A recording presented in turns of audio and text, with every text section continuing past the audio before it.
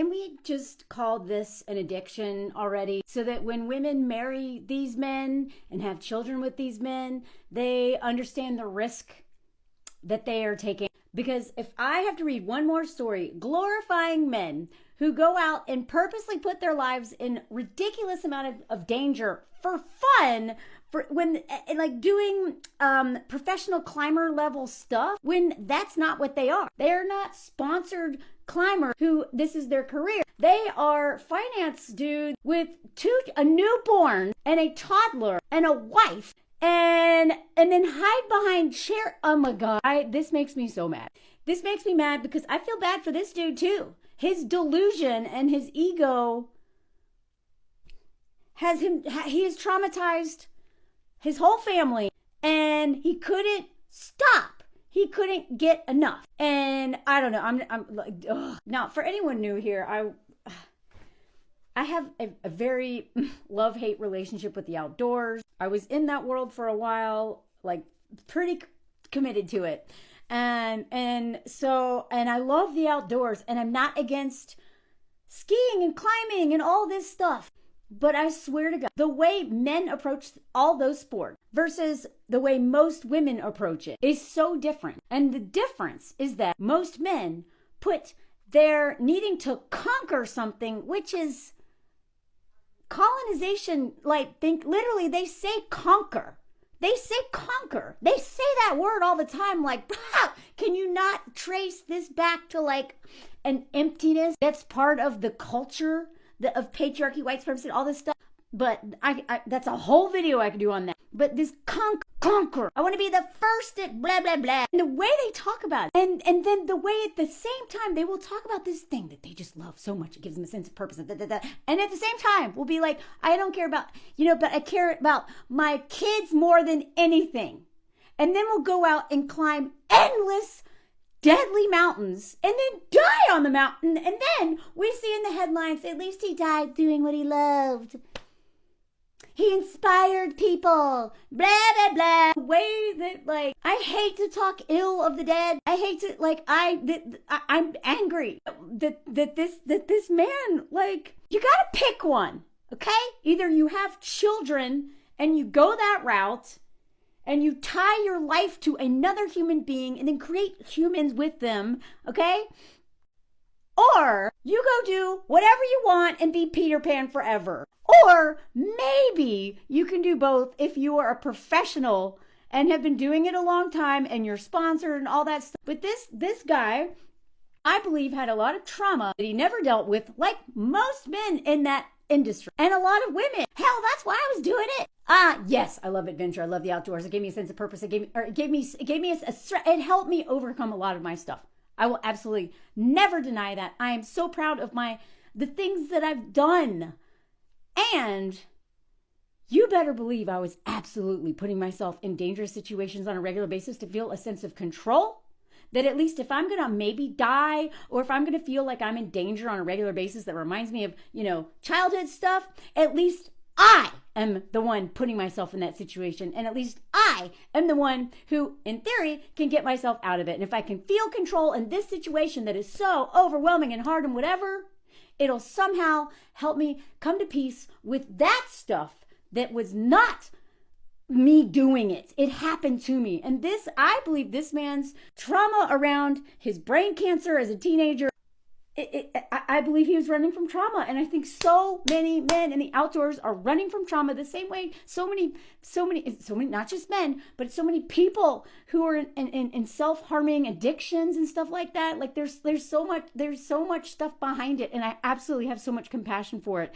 And I want women who want children and who want a family and all that stuff. I want you to know what you're getting yourself into when you date one of these men. Literally dirt bags. Like, we call ourselves dirt bags.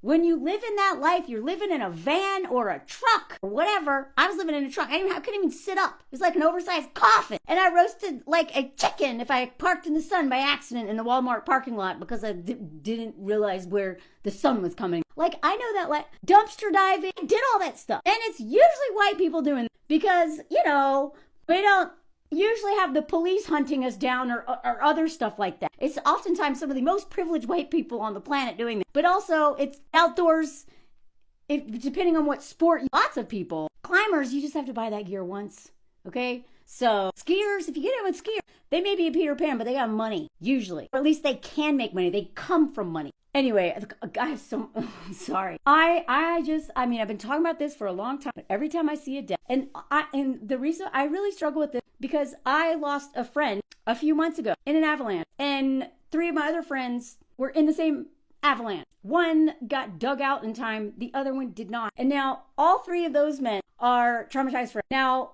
they don't have children, and they are actual guides, so they're being very, very careful. And avalanches, stuff like that happens. This is just part of it. There's this delicate balance between it's risk assessment and then also luck. And that's on some level, that's why I'm kind of scared. I'm like, I have almost died so many times.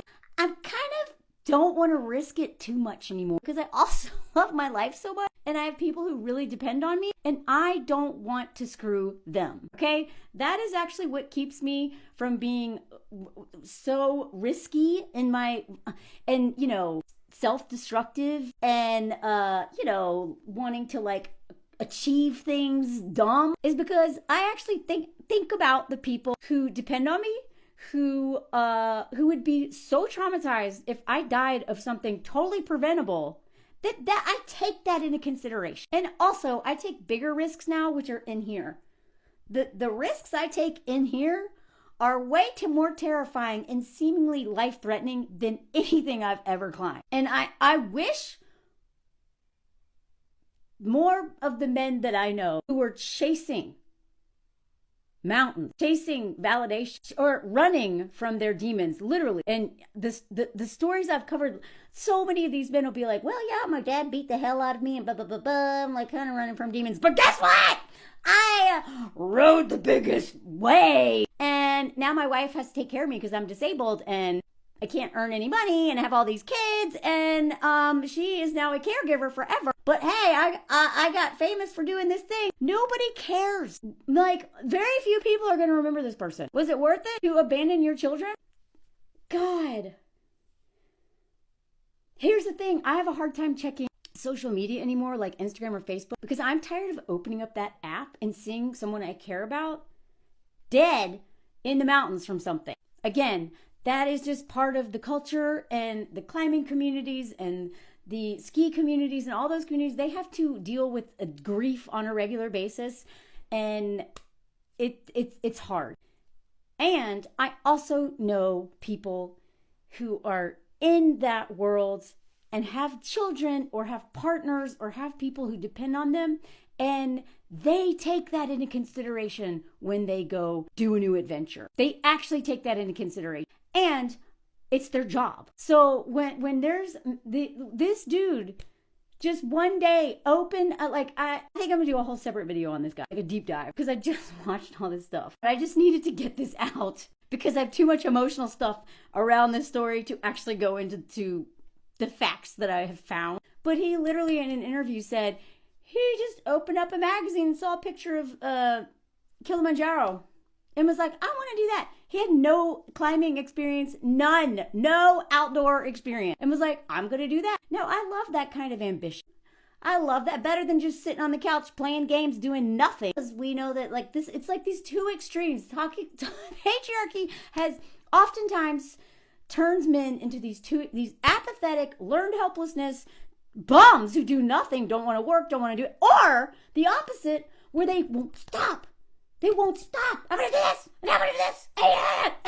And both of those extremes always hurt the women and children in their lives more than anybody. Other people suffer too, but it's the women who are taking care of those men. It is the women who are now going to be parenting those children alone. It is the women who are going to be burying those men. The women who are going to be working their butt off, paying for all the care and all the things because those men can't work anymore. Whatever it is, anything that men do in patriarchy impacts the people dependent on them the most and the women who love them the most. Their wives, girlfriends, mothers, daughters, sisters, even female friends, because those men do not show up for them usually. And it drives me crazy. It's just always, it's always women who pay the price. It is always women and the children who pay the price of these risks. And I'm not against risk. I'm not against the outdoors. I'm not against any of these industries. I am just tired of men running from their problems and hiding behind, I'm doing this for charity, or hiding behind, this is a healthy addiction. It's good for me. When they're just running. And a lot of times it starts with like out of nowhere. I can't tell you how many women put in my comments that their husbands just started doing this crazy sport when they turned 39, right? And then they became obsessed. Now the whole family revolves around this man's sport, which is it's money and time and energy consuming. It demands so much sacrifice of the women. And when those adventures are deadly, now she's got to sacrifice all this and also maybe bury him. I just want women, please do not miss this red flag. If this man is like, again, the other extreme is a man who does nothing. Okay, they both suck. They both will like ruin your life. But please do not think just because he's super healthy and loves to do sports, pay attention. Pay attention. If it feels like an addiction level, it is. And again, maybe he's not, climbing. Maybe he's just running marathons. But that's the first step. And I just want you to know what you're signing up for. I want you to know how it is going to impact you so much. And you'll never get to complain. That's one of the worst things about women I know who are married to these men is they don't get to complain. How dare you not support this thing that he loves? He's raising money for charity. He's doing all this healthy stuff. Look how healthy he is. You don't ever get to complain, even though you do all the sacrifice while he goes and tortures himself so that he can feel good. God, I'm telling you, you would get way more sympathy if he just drank every day, a whole bottle, than you will ever get if he's addicted to this kind of stuff. Which again, one fall can turn your life upside down with either a death of the primary income person, maybe, although you're oftentimes supporting him and paying for all this stuff. But what often happens more than not is he gets injured because he can't stop until nature or luck or his body is like, no. And when that day comes, you will be paying his consequences.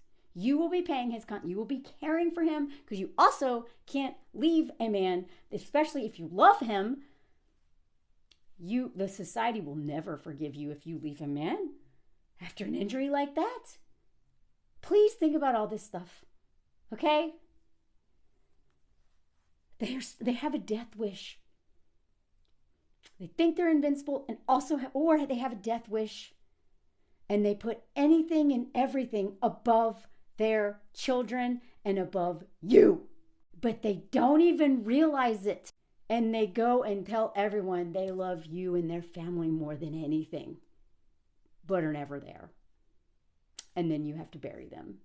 And you can't say a word. There's so much grief in that community that doesn't get to be processed because of this. And it drives me crazy. Anyway, let me know if y'all want the...